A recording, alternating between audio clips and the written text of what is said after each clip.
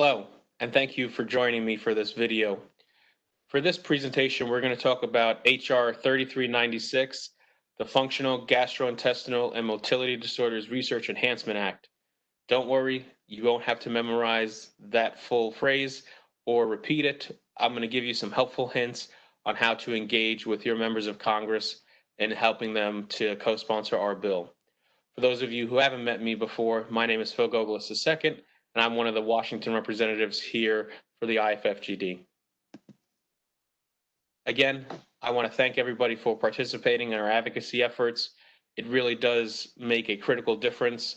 Sharing your story is a big deal and is very helpful for the work that we do here in Washington on behalf of IFFGD.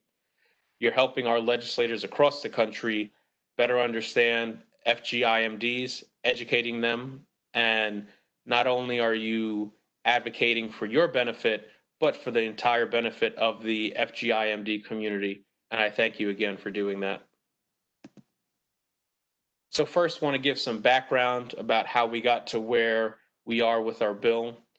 There was a National Commission on Digestive Diseases that was chartered in 2005 in response to the request of Congress, and which was supported by IFFGD in our advocacy efforts.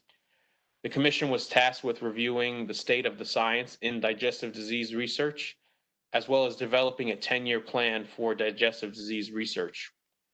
They make recommendations for 12 scientific topic areas, which include FGIMDs, and for each topic area, goals and barriers to research were discussed to see how we could advance research and move things forward. From that, we have our bill. That National Commission influenced the role and the work that we're trying to accomplish with our bill. It is H.R. 3396. Again, it's the Functional Gastrointestinal and Motility Disorders Research Enhancement Act.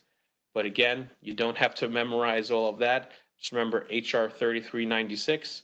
And as we spoke about in a previous video about following up with Congress, we ask that you just let us know any questions that staffers may have had. Everybody will be receiving a prep packet with specific information about how to engage with Congress. So please look forward to that to help you prepare for your meetings. Now, what this bill does is it seeks to advance our scientific understanding of functional GI and motility disorders, as well as improving treatment options by implementing the recommendations from the National Commission on Digestive Diseases, promotes support for centers of excellence of FGIMDs, and supports new innovative approaches to educating healthcare providers and patients on strategies that improve patient-provider relationships and care. Bringing this bill to the forefront is critically important because it takes a step further the recommendations from the National Commission, and at the heart of it, it is incredibly patient-centric, and what we're looking to do is increase the research and make things better for better outcomes for our community. The bill also expands emerging research initiatives into pediatric functions and improve coordination among relevant NIH institutes and centers. It encourages periodic joint scientific meetings between federal agencies and stakeholders, including the National Institutes of Health, the Department of Defense, and the Department of Veterans Affairs.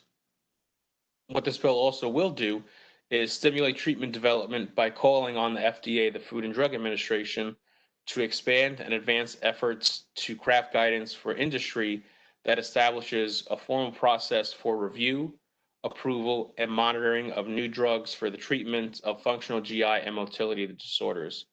Now, I know that this may seem like a lot to folks. Again, you don't have to memorize everything. We just want to give you some education about what the bill does.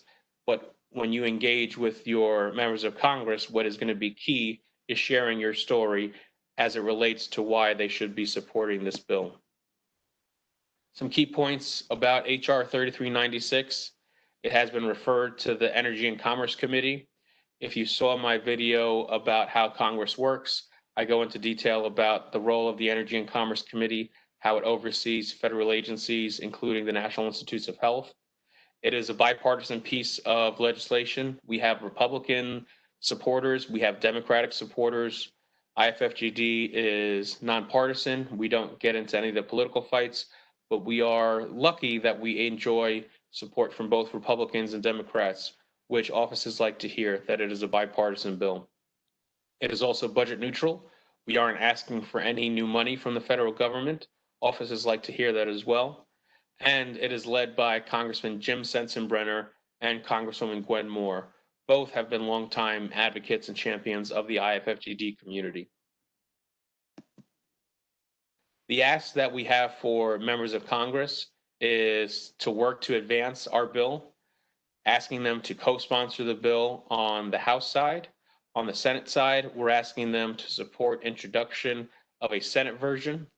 And when you have these conversations with your House members and your Senate offices, we ask that you please do follow up with us again and let us know how those conversations go, because then I will be able to follow up with House offices, give them the specific information about how to co-sponsor our bill, and on the Senate side, work with them on a Senate introduction. Thank you all again for taking the time to watch this video.